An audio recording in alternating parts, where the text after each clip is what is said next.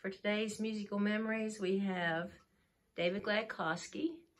David, why don't you tell us what instruments you play and how long you've been playing?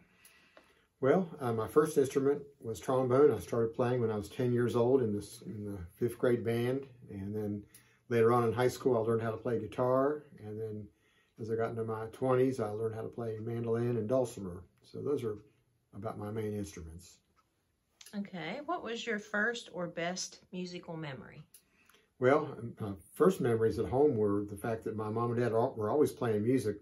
My mom played piano, and she even gave piano lessons and all that. And then my mom and dad both had a big classical record collection, and they were always playing records at home. So we were always playing records. My dad was a DJ at a local radio station, so he was always bringing records home from there too. So we always had music going on. And I guess one of the most memorable musical experiences I ever had was I went to Marshall University to study to be a music teacher, and each year they had a concerto contest, and so I worked up a concerto for trombone for my senior recital, and so my trombone teacher encouraged me to try out for this concerto contest because the piece I learned was a piece for trombone and orchestra, and I ended up being one of the winners of that concerto contest, and I got to perform solo in front of the Marshall University Orchestra. Oh, so that's that great. I don't think I knew that.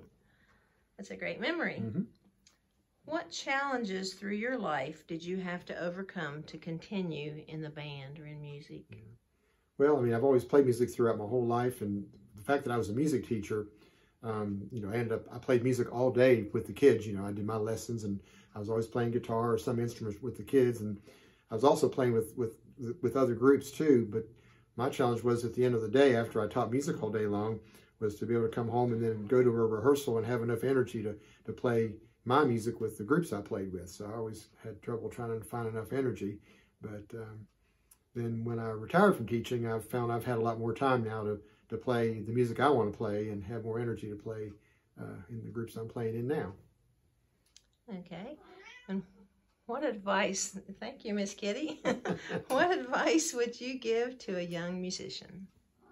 Well, if you ever learn an instrument and learn how to love to play that instrument, don't ever let that love die away. Just try to make time for music and try to find ways to keep on playing. And even if you don't play for a while and you see an opportunity to give yourself a chance to play again, don't pass up the chance to get out your instrument and play again. Just don't forget about your music and try to challenge yourself in being able to keep on playing the instrument that you used to love to play.